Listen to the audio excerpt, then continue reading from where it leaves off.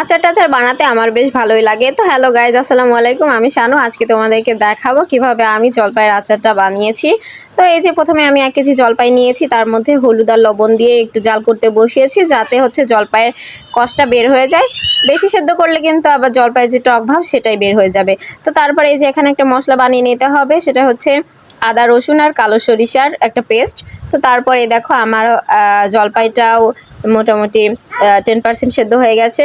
তো তারপরে আমি হচ্ছে কড়াই গরম করে এর মধ্যে দিয়েছি তেল। অবশ্যই এখানে সরিষার তেলটাই ব্যবহার করতে হবে। তারপরে তেলের মধ্যে গরম মশলা, পাঁচফোড়ন আর শুকনো মরিচ দিয়ে দিয়েছি হচ্ছে ওই মশলাটা। তো তারপরে এই যে আমি দিয়ে দিলাম সেই জলপাইগুলো। তো এখন হচ্ছে তেলের সাথে ভালো করে জলপাইটা মিশিয়ে নিয়ে এর মধ্যে দিয়ে দেবো স্বাদ মতো লবণ। তারপরে দেব হচ্ছে ধনিয়ার গুঁড়া, জিরে গুঁড়ো, মরিচের গুঁড়ো। তো তারপরে আমি আবারও নেড়ে একটু দিয়ে দেব হচ্ছে গরম মশলার গুঁড়ো। তো এইগুলো দেওয়ার পরে দিয়ে দিতে হবে আমাদের স্বাদ মতো চিনি। চিনিটা অবশ্যই তুমি তোমার টেস্ট অনুযায়ী দেবে, কারণ অনেকে আছে যে অনেক বেশি মিষ্টি খায়, আবার অনেকে কম মিষ্টি খেতে পছন্দ করে। তো আমি হচ্ছে আমার টেস্ট অনুযায়ী দিয়েছি।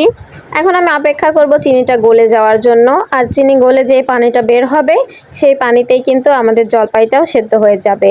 তো এই যে দেখো কতগুলো পানি বের হয়েছে। তো আমার জলপাইটাও কিন্তু এই পর্যায়ে সেদ্ধ হয়ে গেছে। এই যে আমি হচ্ছে একটু ভেঙে ভেঙে দিচ্ছিলাম, তবে এইভাবে হচ্ছিল না জন্য আমি একটা চিমটি নিয়েছি।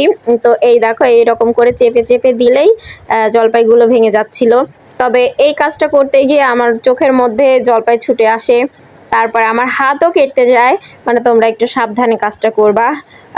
যাই হোক, এই যে মোটামুটি কিন্তু রান্না কমপ্লিট। একটু রোদে দিয়ে শুকাবো, তাইলেই মনে করো বাড়তি যে রসটা আছে সেটা একটু টেনে যাবে।